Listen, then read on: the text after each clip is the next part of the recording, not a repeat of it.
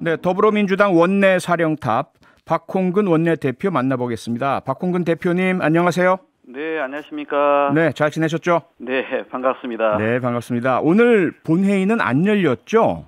네, 어제 저녁 자정에 필리버스터가 끝나서 회기가 종료됐고요. 예. 이제 모레 한번 이제 회기가 종료되면 그 3일 후에 열 수 있도록 되어 있습니다. 네. 그래서 다시 지금 회기가 소집되었기 때문에 네. 토요일에 오후에 다시 본회의가 열릴 예정입니다. 네.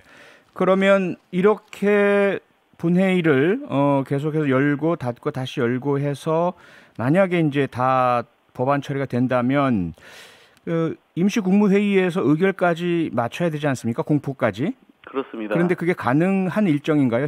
현재로서?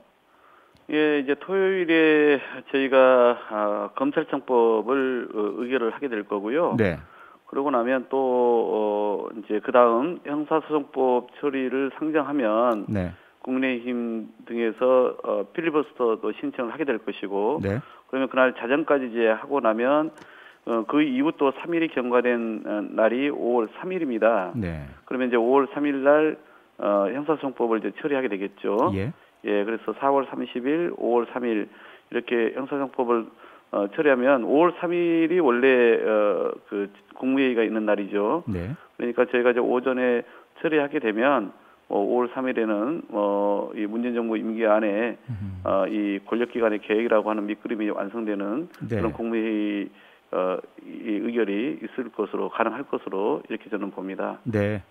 지금 뭐 국민 여러분들께서 이렇게 지켜보시는 국회의 모습이요. 우선 박병석 국회의장이 중재안을 마련해서 여야 원내대표가 합의하는 모습까지 참 아름답게 보여졌는데 그러게 말입니다. 그 이후에 국민의힘에서는 문제 제기를 하면서 합의를 번복했고요. 그런데 그 이후에 또 벌어진 상황은 합의에 의한 처리가 아니고 국회의장과 현재 여당이 함께 진행을 해왔는데 본회의를 소위 말해서 쪼개게 하는 이런 절차상의 문제에 대해서도 여러 비판도 있습니다. 이런 부분들은 혹시 원내대표로서 부담스럽지 않으십니까?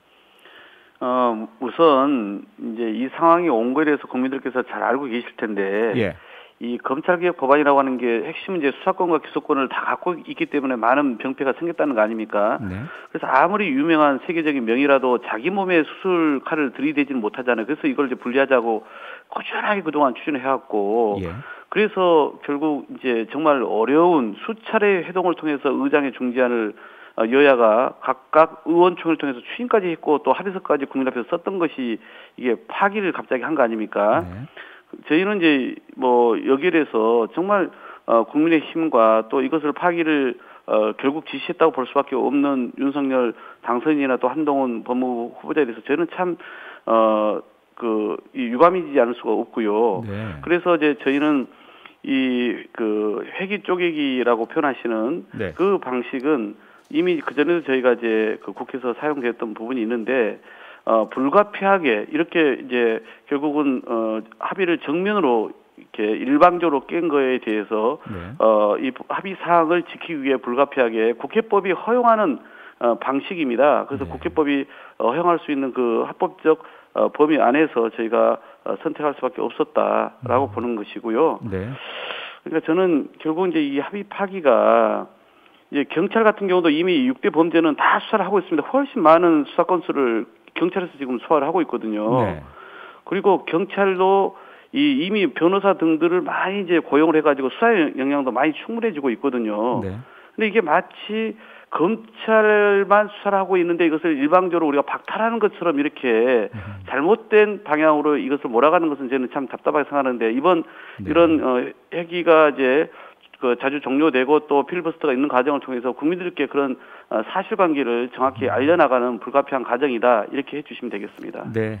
국회법 절차에 따라서 이루어진다라고 말씀 주셨는데 국민의힘에서는요. 특히 이제 법사위 안건조정위하고 전체 회의가 절차 위반이다. 이러면서 효력정지 가처분 신청서를 헌법재판소에 제출하지 않았습니까? 네네. 헌재에서 혹시 이 가처분 신청을 인용할 가능성은 어떻게 보십니까?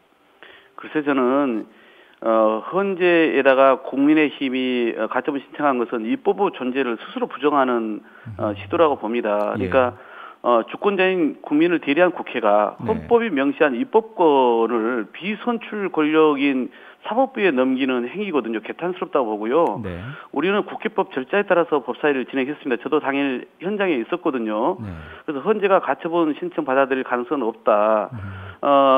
오히려 국민의힘이 이 국회법에 따른 이 절차를 법사에서 진행했는데 국회법이 금하고 있는 즉 불법적인 이 회의 진행 방해 행위로 심각한 문제점을 일으켰거든요. 2012년도에 이제 국회 선진화법이 만들어지면서 의장석이나 국회 각 상임위원장석을 점거를 금지하도록 그래서 이걸 점거를 한 사람들은 바로 윤리위원회도 거치지 않고 본회의에 징계를 해보도록 되어 있거든요. 당연히 그냥 버젓이 법사위원장석을 점거하고 의사봉을 탈취한 국민의힘 의원들이 있지 않았습니까? 이런 의원들이 원천 무효라고 얘기하는 것 자체가 저는 참 기가 차고요. 몇 가지만 말씀드리면 국민의힘이 지금 절차 위반했다고 말씀하는 거 있지 않습니까? 예를 들어 민영배 의원의 문제 저희도 이 불가피성이 있었습니다만은 그러나 그것은 국회법 33조에 그 규정이 있습니다. 그 절차대로 저희가 진행한 거고요. 또 안건 조정위원장 선출권에 대해서 안건 조정위원회를 또 신청을 했는데 이것도 안건 조정위 자체가 이견이 필요한 안건 심사를 위해서 구성하는 거거든요. 그래서 안건 조정위가 안건 조정위를 구성할 수는 없는 겁니다. 그래서 저희가 이 안건 조정위 구성도 국회법에 따라서 김진표 의원을 위원장으로 이렇게 적법하게 선출했다는 거고요. 법사위도 마찬가지입니다. 그분들이 이 의사 일정을 통보 안 했다 얘기를 하는데 국회는 자정이 넘으면 자동 유예가 됩니다. 잘 아시겠지만 그런 것처럼 그날 전체회의가 자동 종료가 되었고 박광원 법사위원장이 이제 바로 12시 넘어가면서 새롭게 개회했기 때문에 전혀 문제가 없는 거고요. 기타 이제 하루가 지나야 본회의 상정하는데 그것도 문제 있지 않냐 해서 그건 여야 원내대표가 어제도 만나서 이야기를 했고요. 의장께서 특별한 사유가 있을 때는 상정할 수가 있습니다. 의장이. 그래서 국민의힘이 일방적으로 폭력적으로 회의 진행 방해 때문에 10여 분 정도가 경과된 거기 때문에 이건 특별한 사유가 있는 경우이다. 이렇게 의장께서 보신 거거든요. 그리고 국민의힘에서 그 다음 단계로 이제 국민 투표를 추진하고 있다. 이런 이야기가 계속 나오고 있고요. 밝히고 있는데 그런 입장을 현재 잘 아시겠지만 국민투표법 14조 1항이 헌법 불합치 결정이 내려져서요. 입법 보완 없이는 불가능하지 않습니까? 그러면 그렇습니다. 민주당 협조 없이는 어렵다는 이야기인데 어떤 입장을 갖고 계십니까? 국민투표에 대해서는? 그래서 이게 이제 우리 당선인의 생각이라면 저는 참 걱정스러운 그 입장이시라고 생각합니다. 이제 비서실장 개인의 생각이라면 우리 비서실장께서 헌법 공부를 더 하시면 될 것 같고요.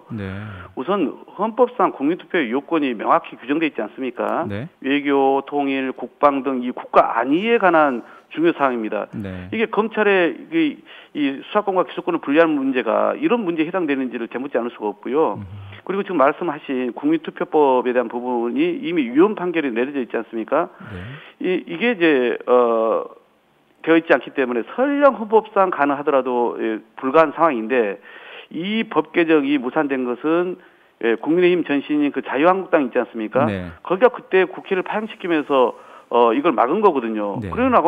그리고 나서 지금 와서야 법 개정을 말하는 것은 진짜 전형적인 남탓 생떼다 이렇게 말씀드리겠고 이제 선관위가 한 입장을 가지고 월권이라고 이야기하는 것도 제가 좀 봤는데요.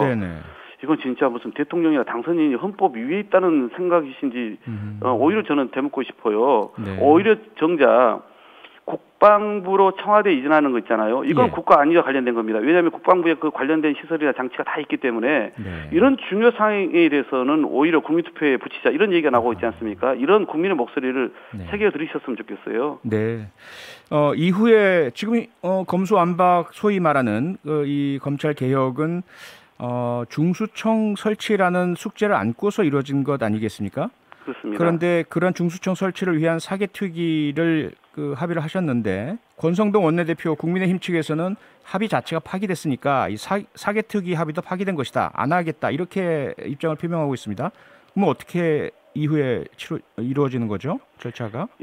아주 일방적인 그 합의 파기 선언에 불과한 것이지 그 합의서가 어디 사라진 것은 아니거든요.